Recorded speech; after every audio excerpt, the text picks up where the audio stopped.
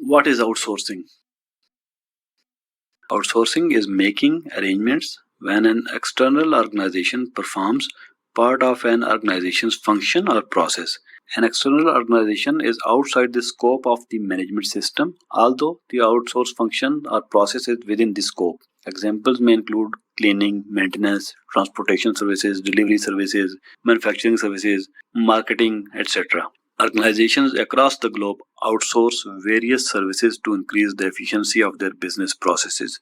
In OHS context, it can have implications depending upon the premises where outsourced process is being performed.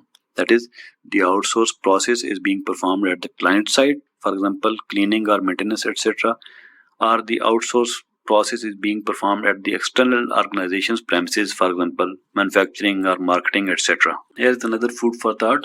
How organization can include within its OHS management system the outsourced processes which will be carried out by external organizations at client premises. For example, the organization has outsourced cleaning, plant maintenance, and product delivery services to external organizations. Pause this slide and think about the answer before I explain. The organizations need to develop the procedure as part of their OHS management system in which they will explain the following things. OHS risk associated with the outsourcing by considering that external organizations employees will be working at the organization's premises, which may pose risks to their own workers as well as the external organization's workers. This also includes the risk posed to external workers by the activities being carried out by the organization itself. Second thing is selection criteria for each type of outsourcing process based on the foreseeable risks. Third thing is assigning duties and responsibilities within the organization who will be the point of contact with the external workers and their team leaders. And the fourth thing is establishing the permit to work system for workers where needed. The fifth thing is the requirement for any administrative measures like barricading the area where external workers are performing their job or putting signs in place. Sixth thing is the training requirements for external workers if needed. Seventh is awareness within the organization's own employees regarding the presence of external workers and the risk they may create. And the eighth thing is establishing the timings and frequency of the outsourced job, for example, daily, 1 hour between 8 to 9 only, or anytime daily, weekly, on Sunday, or any time of the week, depending upon the associated OHS risks. Ninth thing is monitoring the outsourced processes for their OHS performance. 10th thing is review the performance of the external providers as part of the management review process for continual improvement in this process. The auditor's job is to see if the organization has effectively identified and managed the associated risks or not. What is the audit scope? It is the extent and boundaries of an audit. The audit scope generally includes a description of the physical and virtual locations, functions, organizational units, activities, and processes, as well as the time period covered. A virtual location is where an organization performs work or provides a service using an online environment. A reputable company that manufactures a range of products but wishes to get audited for the processes involved in manufacturing only one of its products, so the scope of the audit will be limited to the processes and procedures for the mentioned product only and will not cover the other processes, be those at the same location or not. What are the audit criteria? It is a set of requirements used as a reference against which objective evidence is compared. For example, ISO 45001 standard is used as criteria for auditing OHS management system. The criteria could be organization's own policies, procedures, work instructions, legal requirements, contractual obligations, etc. If you ask an auditor to audit the OHS performance of a company, the first thing the auditor will ask you that which audit criteria need to be used to audit the OHS performance. The audit criteria are used to make the judgment as objective as possible because the criteria gives you a standard that tells you what needs to be done and thus minimizes the personal opinions of the auditors. Criteria is very important and is often used by many people in daily life. For example, if your friend asks you which car brand is good, Tesla or BMW, you, for example, answer it is Tesla. Then the next question your friend may ask you is why. The answer to why shall include the criteria for your judgment. For example, you like Tesla brand due to the following criteria you may have considered while making your judgment: price comparison, maintenance cost, operational cost, looks, color availability, resale value. Apart from the looks, all other criteria are objective in nature. What is an audit program? It is arrangement for a set of one or more audits planned for a specific time frame and directed towards a specific purpose. Audit program is established keeping in view the intended outcome of OHS management system. Usually it is established for 3 years and includes internal audits, daily, weekly and monthly inspection plans, and external certification audits. The audit program shall include the following information: objectives for the audit program, risks and opportunities associated with the audit program and the actions to address them, the scope, that is the extent, boundaries and location of each audit within the audit program, schedule, that is number, duration, frequency of the audits, audit types such as internal or external, audit criteria, for example ISO 45001 or organization's own policies and procedures, audit methods to be employed, criteria for selecting audit team members, relevant documented information. What is an audit plan? It is a description of the activities and arrangements for an audit. Audit planning should address or reference the following: the audit objectives, that is, what is the purpose of the audit? The purpose could be either certification, legal compliance, management system effectiveness and efficiency measurements, etc.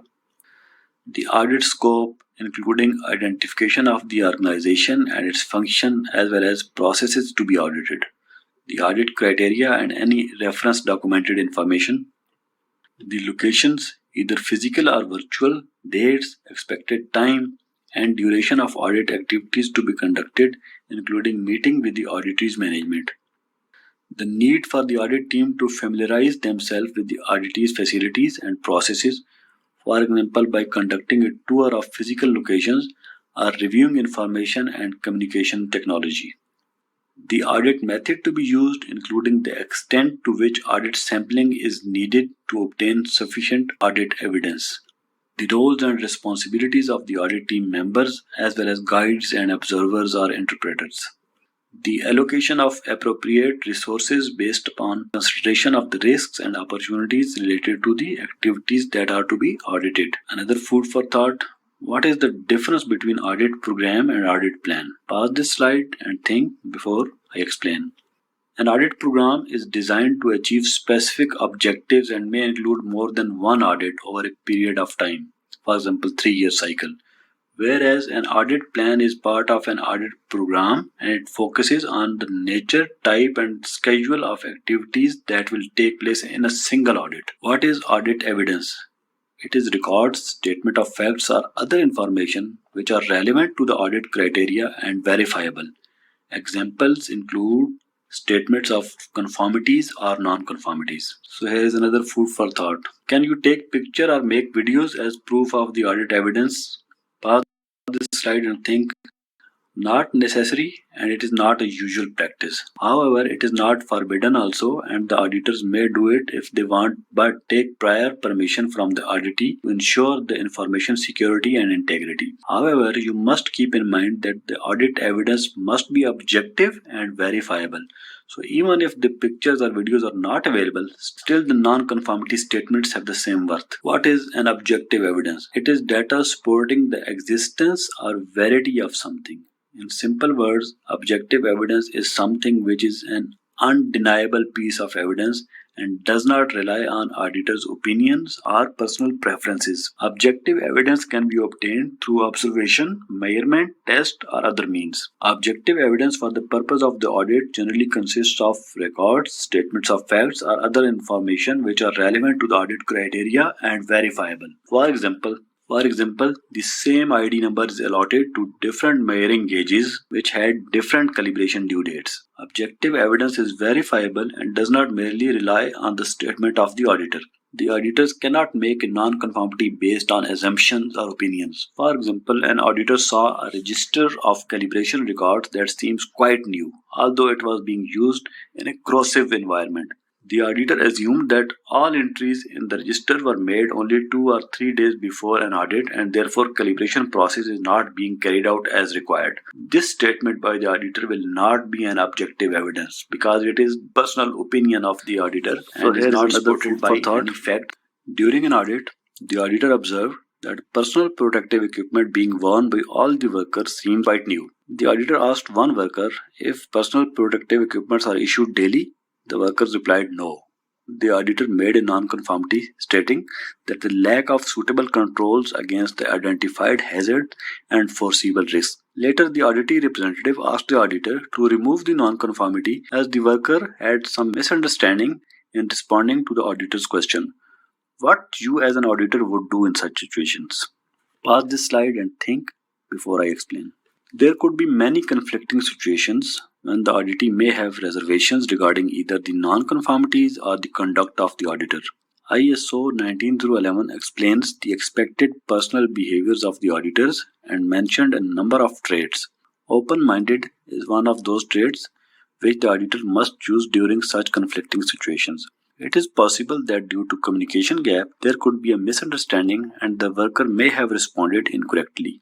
In such cases, the auditor must ask further questions from the auditee representative. For example, can you show me purchase records for the last 1 year against some personal protective equipment, for example, eye protection? Or can you show me the salvage or disposal records for the unserviceable PPs? There could always be other ways to be sure if there has been conformity or non-conformity, as audit evidence must be objective and reliable and verifiable. It should not merely rely on the statement of one worker. And specifically, if the auditee is mentioning that there was a confusion, then the auditor must find other ways to find the objective evidence. What are the audit findings? These are the result of the evaluation of the collected audit evidence against audit criteria. Audit findings indicate conformity or non-conformity and good practices. Audit findings can lead to identification of risk, opportunities for improvement, or the recording of good practices. If the audit criteria are selected from statutory requirements or regulatory requirements, the audit findings shall be termed as compliances or non-compliances. Audit findings are presented in the audit report as non-conformities, opportunities for improvements, and good practices. What is the audit conclusion? The outcome of an audit after consideration of the audit objectives and all audit findings. Audit conclusions should address issues such as the following: the extent of conformity with the audit criteria and robustness of management system, including the effectiveness of the management system in meeting the intended outcome, the identification of risks, and the effectiveness of actions taken by the auditee to address those risks, the effective implementation, maintenance, and improvement of the management system, achievement of audit objectives, coverage of audit scope, and the fulfillment of audit criteria. Similar findings made in different areas that were audited are from a joint or previous audit for the purpose of identifying trends. If specified in the audit plan, audit conclusions can lead to recommendations for improvement or future auditing activities. But remember, the recommendations by the auditors cannot be given in a third-party certification audit due to the conflict of interest requirements. We have used this word a number of times previously in our discussion. The auditee is the organization as a whole or its part being audited. Who is audit client? It is the organization or person who requests an audit. In the case of internal audit, the audit client can also be the auditee or the individual managing the audit program. Requests for external audits can come from sources such as regulators, contracting parties, potential or existing clients, etc. So another food for thought: can an auditee and an audit client be different? Think how.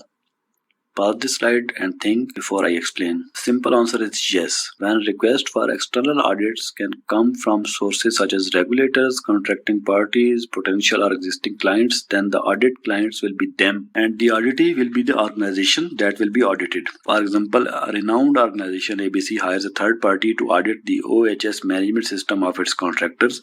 Then audit client will be the organization ABC and the auditee shall be the contractor organizations. Who is an auditor? You will be an auditor when you will be auditing. Simply a person who conducts an audit. Okay. Who is the technical expert from the audit perspective?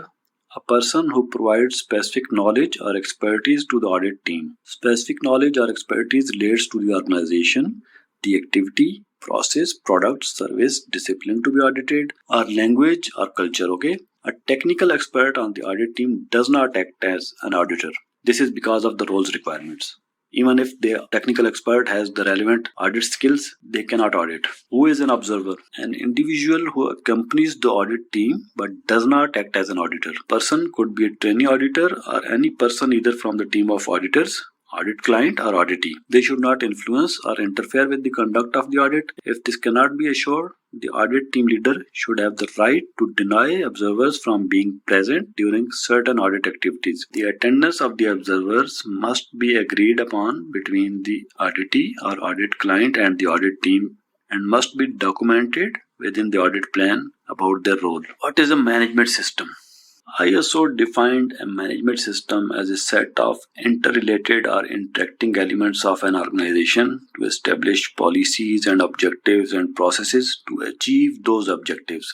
If it is confusing, then don't worry. I shall explain from everyday life examples so you could make a mind map easily. One thing you must bear in mind that any management system, the system is combination of the 4 P's, that is people, plant, procedure and the premises.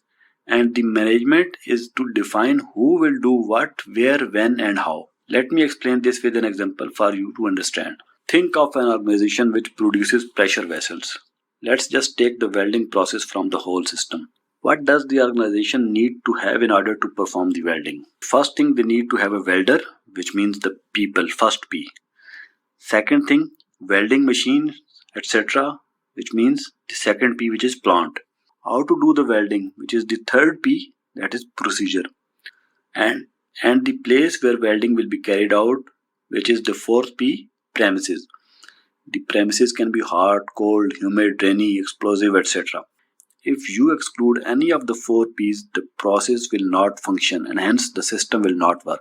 But it is up to you to manage the 4 P's to get the best or worst out of this system. For example, welder competence and qualification established versus a fresh apprentice who does not know much about the welding is doing the job. Welding machines, for example, automated or semi-automated welding machines versus worn-out welding machines. Safe welding procedures established versus the workers are free to do as per their own convenience and there is no procedure established. Safe work environment versus explosive work environment. Which process in your opinion will have better output from OHS perspective? Definitely the process from organization 1 because they are managing the processes better than the organization 2. In other words, their management system is better and OHS oriented, which means they are effectively and efficiently managing who will do what, where, when and how. Let's examine the system in more detail. The smallest component of a system is called an activity. 2 or more activities make a process and 2 or more processes combine together to make a system. For example, let's take the example of a restaurant as a system. Now we break down it into various processes. Process 1, hiring of persons who will execute various jobs. Process 2, business marketing. Process 3, purchasing of raw or finished materials. Process 4, storage of materials. Process 5, seating, that is customer accommodation, food pickup or home delivery, etc. Process 6, cooking. Process 7, serving. Process 8, billing. Process 9, cleanliness, etc. Okay, let's for example break down a single process into a number of activities. Cooking, for example, is the process. Let's break it down into a number of activities. Activity 1, selection of raw materials for cooking, cleaning of raw materials, cutting or measuring into required portions, etc. Heating or mixing of raw material, presenting, that is garnishing. Likewise, other processes can also be broken down into a number of activities. So what is the purpose of explaining activities and processes here? We can see that each and every process has some inputs and some outputs. Each process has some function to achieve, that is objectives. For example, the cooking process has the objective to make delicious meals in a timely and cost-effective manner without waste. To achieve this objective, the cooking process can be broken down into a number of activities. The restaurants may also have different methods, which we may call as procedures to carry out these activities. The order in which these activities are performed is called the interaction of activities within a process. Likewise, the order in which various processes are carried out is called the interaction of processes within a system. So, a system is a combination of various processes, and management is how those processes are established using 4Ps and how they interact with each other within the whole system. That is, which process will be performed first and how the output from one process will be used as input for the other processes. You must be wondering what is significant here from auditor's perspective. Let me explain. Whenever you are auditing any management system, it is important for you to know what are the various processes within a system and what are various activities within each process, so you could identify if there is any activity or a process which is either inefficient or ineffective. In simple words, are there any activities or processes which you believe as an auditor have no contribution in achieving the objectives for which a system was designed and working? That means you believe that the system being audited can still work the same way even if these activities are a whole process is eliminated. For example, a worker requests the permit to work online but also needs to get a printout and signed by respective supervisors and managers when the online system is also working in parallel. Thus, there are repetitions and the manual working process not adding any value, rather making the system inefficient. Second thing, how various activities within a process and various processes within a system interact. That is how a process or system is managed. Most of the time, simply changing the order of various activities within a process or changing the order of processes within a system can improve efficiency and effectiveness. For example, there are two organizations A and B. Both organization A and organization B have included training within their system, but organization A carries out the training process after an accident or non-conformity occurs, whereas organization B carries out training before deploying a worker on a job. Although the system within both organizations has training processes, but the efficiency and effectiveness of both organizations will be different because of the processes interactions. So whenever you audit any OHS management system, your job is to identify the opportunity for improvements in both the effectiveness and efficiency of the system. You can do this by simply looking, number one, how 4Ps are being managed within the process. Number two, the order in which the different processes are being performed, that is interaction of processes within a system. So here is another food for thought. Can you exclude people from 4Ps by using automated machines and robots? Pause this slide and think of the answer before I explain. Currently, no. You cannot exclude people, as robots and automated machines too needed human interventions for feeding the instructions in the form of computer programs. So a system will still need people to achieve the intended objective. For example, computer numerical control machines, that is CNC machines, also needs operators with better competence than conventional machines operators. Similarly, an ATM machine installed at the bank also needs human intervention. For example, a person needs to put cash in the machine on the daily basis or weekly basis, otherwise machine will not function. In future, artificial intelligence, that is AI, may replace humans in some processes, so we can expect that machines may replace humans in coming years.